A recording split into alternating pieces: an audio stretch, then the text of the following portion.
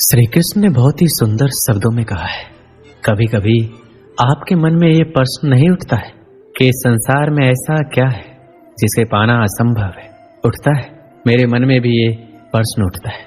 फिर मैं विचार करता हूँ, क्या है इस संसार में ऐसा जिसे पाना असंभव है? धन नहीं, यश नहीं, सम्मान नहीं, प्रेम नहीं, तो फिर क्या है ऐसा जिसे पाना असंभव है? तो इसका उत्तर है अपनी स्वयं की भूल, अपना स्वयं का दोष जो कभी किसी को नहीं मिलता। और यदि किसी को मिल भी जाए तो वो व्यक्ति अपनी भूल स्वीकार करना नहीं चाहता, किंतु जो व्यक्ति अपनी भूल स्वीकार करता है, अपना दोष स्वीकार करता है, संसार में कुछ भी पाने के लिए कोई उसके सामने कोई भी बाधा नहीं रहती। इसलिए आत्मविश्वास अवश्य रखिए, प्रयास करते रहें कि आपसे कोई भूल ना हो, किंतु आत्म मंथन भी, और यदि आपसे कोई भूल भी हो जाए तो उसे स्वीकार करें, उसे सुधारने का प्रयास करें, आपका जीवन अधिक आनंदमय हो जाएगा। श्री कृष्ण ने कहा है कि हम व्यक्ति एक कठपुतली है जो कि आते हैं इस दुनिया में और चले जाते हैं। उसके ना तो आने का समय निश्चित रहता है और ना ही जाने का समय निश्चित रहता है। एक सीमित सीमा के लिए आते हैं और इस दुनिया से चले जाते हैं। इस बात को श्री कृष्ण अपनी इन पंक्तियों में कहते हैं कि व्यक्ति मिट्टी से ही बना है और वह मिट्टी में मिल जाता है। उसका अस्तित्व सिर्फ इतना ही है। इसलिए व्यक्ति को लोभ लालच की भावना नहीं रखनी चाहिए, क्योंकि ना तो वह कुछ लेकर आता है और ना ही वह कुछ लेकर चला जाता है। वह जिंदगी भर काम करता अपने दूसरों के लिए और मरने के बाद वह दूसरों के लिए ही सब कुछ छोड़ जाता है। इसलिए हमें लोभ लालच की भावना छोड़कर सदाचार की भावना अपना लेनी चाहिए, क्योंकि इसी में सारे जगत की भलाई है। श्री कृष्ण कहते हैं इस दुनिया के लोगों की यही परेशानी है कि वह किसी न किसी बात को लेकर चिंतित रहते हैं और दूसरों की जिंदगी पर नजर डालते हैं और देखते हैं उनकी जिंदगी कितनी आसान है, कितनी अच्छी है, पर वह अपनी जिंदगी की बुराई करते रहते, चिंता करते रहते। हर व्यक्ति को जीवन में किसी न किसी बात की चिंता परेशानी रहती है, पर उसे अपनी जिंदगी कभी अच्छी नहीं लगती, उसे दूसरों की जिंदगी अच्छी लगती है, उसी पर उसकी नजर रहती है। हमें चिंता छोड़कर ध्यान रखना चाहिए कि जीवन में जो कुछ भी होगा अपने निश्चित समय पर ही होगा, उस पर हमारा कोई हाथ नहीं है, ये हमारे हाथ में नहीं है। इसलिए चिंता छोड़कर हमें अपने कर्म पर ध्यान देना चाहिए, क्योंकि अगर काम अच्छा होगा तो सब अच्छा होगा। इसलिए चिंता छोड़कर धैर्य रखो, जो होना है वह होकर रहेगा। इसमें ना कुछ हम कर सकते हैं और ना ही हम कुछ कर पाएंगे, ये हमारे हाथ में नहीं है। इसलिए अपने कर्म पर फोकस करें, उसी से इस जीवन का निर्माण और विनाश होगा। श्री कृष्ण कहते हैं जीवन में कुछ पाना हो तो सोच और कर्म बड़े आवश्यक होते हैं, किंतु क्या केवल सोच से, क्या केवल कर्म करने से आपको सफलता प्राप्त होगी? नहीं। कुछ लोग सोचते रह जाते और कर्म नहीं कर पाते और इसी कारण से उन्हें सफलता प्राप्त नहीं होती। कुछ लोग बिना सोचे समझे कर्म करते रह जाते हैं, उन्हें भी सफलता प्राप्त नहीं होती। स्मरण रखिएगा, वृक्ष को काटना हो तो कुल्हाड़ी के लगातार प्रयास करने के साथ ही कुल्हाड़ी किस दिशा में मारी जानी चाहिए, इसका ध्यान रखना पड़ता है। सोच और कर्म इनका ठीक से सम्मिश्रण करेंगे तो अवश्य ही सफलता मिलेगी। श्री कृष्ण ने क्या खूब कहा है, आत्मा अमर है। ये हमारा देह एक रेत के समान है जो आखिरकार मिट्टी में मिल ही जाता है, पर हमारी आत्मा अमर है, ना इसका कोई अंत है ना कोई इसका मरण है। हमें कोई भी हमारे शरीर को मार सकता है पर हमारे आत्मा को नहीं मार सकता, वह कभी मरता ही नहीं है। व्यक्ति को कभी मारा नहीं जा सकता है। इस बात को श्री कृष्ण अपनी भागवत गीता की बातों में बताते हैं कि व्यक्ति कभी मरता नहीं है, उसका शरीर मर जाता है पर आत्मा हमेशा के लिए जिंदा रहता है। श्री कृष्ण कहते हैं आप खुद ही अपने जीवन के निर्माता है।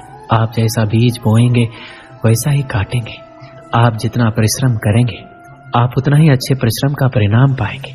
आप जीवन में जो स्थान की चाह रखते हैं उस स्थान पर सिर्फ आप एक ही तरीके से पहुंच सकते हैं, वह जरिया है आपकी मेहनत। आप जितनी ज्यादा मेहनत करके अपना अच्छा प्रस्तुत करेंगे उतना ही अच्छा आप पाएंगे। आप खुद अपने जीवन के निर्माता हैं। आप अपने जीवन को बना सकते हैं, बिगाड़ भी सकते हैं, पर लाखों लोग अपने जीवन में कुछ ऐसी आदतों को अपना लेते हैं जिससे वह अपनी राह कभी खोज नहीं पाते, वह रास्ते से भटक जाते हैं। हर एक व्यक्ति बड़े बड़े स्थान अपने जीवन में चाहता है पर वह उसके लिए काम नहीं करता है और इसका परिणाम वह कुछ नहीं बन पाता। आपको अगर अपने जीवन में कुछ करना है तो आपको अपने जीवन का निर्माता बनना खुद पड़ेगा, उसे निर्माण करना पड़ेगा। जब तक आप नहीं सीखते तब तक आप जीवन में कुछ नहीं कर सकते। इसलिए श्री कृष्ण कहते हैं कि आप अपने जीवन के स्वयं ही निर्माता है, इसलिए आप अपना ज्यादा समय अपने काम को करने में ही निकालें।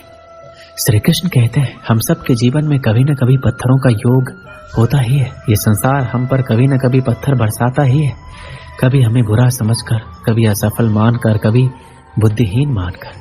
कारण बहुत सारे हैं, किंतु इन पत्थरों से हमें चोट खानी है या नहीं हमारे हाथ में। या तो आप इन पत्थरों से चोट खाकर आंसू में डूब सकते हैं, या फिर आप इन पत्थरों से सेतु बनाकर समस्या का सागर पार कर सकते हैं। निर्णय आपका है। ये पत्थर प्रतीक है हमारी निंदा का, हमारी आलोचना का, और जो इस आलोचना को नकारात्मक ले गया वो केवल कष्ट ही पाएगा, और जिसने इस आलोचना को विकास का आधार बना लिया वो सफलता के शिखर चढ़ेगा। इसलिए स्मरण रखिएगा, आलोचना आपका शत्रु नहीं, आपका सबसे बड़ा मित्र है। श्री कृष्ण कहते हैं कि धर्म को अपनाना हमारे अस्तित्व में है और वही हमारी पहचान है। हम अपने धर्म से पहचाने जाते हैं, क्योंकि हमारा जितना अच्छा धर्म होगा उतना ही अच्छा हमारा आचरण होगा। अपने आचरण को सुंदर बनाने के लिए हमें अपने धर्म को और भी बेहतर बनाना पड़ेगा। ये बात है महाभारत की। उन दिनों पांचों पांडव और समस्त कौरव गुरु द्रोण से धनुर्विद्या की शिक्षा प्राप्त कर रहे थे। गुरु द्रोण ने एक दिन उनकी परीक्षा लेने का विचार किया और इसी उद्देश्य से उन्हें जंगल की ओर लेकर गए। काफी दूर चलने के बाद वो जंगल में एक स्थान पर पहुंचकर ठहर गए। वहां एक ऊंचा और विशाल पेड़ था। गुरु द्रोण ने पांचों पांडव और कौरव से कहा कि आज उन सबके धनुर्विद्या की परीक्षा है। वो देखना चाहते हैं कि अब तक उन्होंने जो कुछ उन्हें सिखाया है उसमें वो कितने निपुण हुए हैं। पांडव और कौरव तैयार हो गए।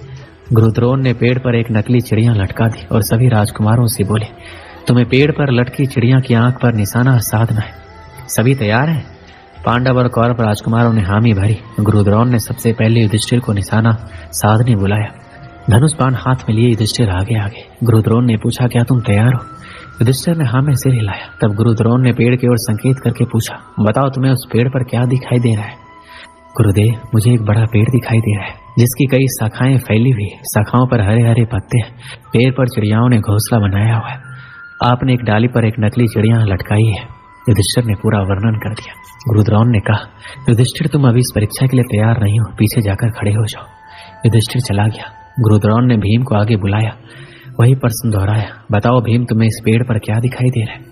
भीम ने 2 कदम आगे जाकर वर्णन किया, मुझे ये धरती, आकाश, घना जंगल, गुरुदेव आप और ये घना पेड़, इसकी पत्तियां और इस पर लटकी चिड़िया दिखाई दे रही है।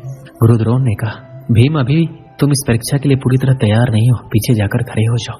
उसके बाद गुरु द्रोण ने एक एक करके नकुल और सहदेव तथा दुर्योधन सहित सभी कौरव राजकुमारों को बुलाया और वही सवाल किया। सबने वही उत्तर दिया, पेड़, शाखाएं, पत्ते, चिड़िया। गुरु द्रोण ने सबसे यही कहा, अभी वो इस परीक्षा के लिए तैयार नहीं है और उन्हें निशाना लगाने नहीं दिया। अंत में अर्जुन सामने आया। गुरु द्रोण ने वही प्रश्न दोहराया, बताओ अर्जुन, तुम्हें क्या दिखाई दे रहा है? अर्जुन ने बाण चढ़ाकर उत्तर दिया, बस मुझे चिड़िया की आंखें दिखाई दे रही है गुरुदेव। गुरु द्रोण ने कहा, निशाना साधो। अर्जुन ने निशाना लगाया और बाण ने चिड़िया की आंख को भेद दिया। गुरु द्रोण ने सभी राजकुमारों को समझाया कि जब आप किसी लक्ष्य के प्रति प्रयास कर रहे हैं तो पूरा ध्यान लक्ष्य पर होना चाहिए। लक्ष्य के सिवाय कुछ भी नहीं दिखाई देना चाहिए। यही किसी भी लक्ष्य को प्राप्त करने का मूल मंत्र है। एक साथ कई कार्यों में उलझे रहोगे तो कभी भी लक्ष्य प्राप्त नहीं कर पाओगे। इसलिए अपना ध्यान सिर्फ और सिर्फ लक्ष्य पर लगाओ। इसलिए सफलता प्राप्ति के लिए पूरा ध्यान सिर्फ अपने लक्ष्य पर होना चाहिए। दोस्तों, इस वीडियो में बस इतना ही। मिलते हैं अगली वीडियो में। अपना ख्याल रखिएगा। धन्यवाद।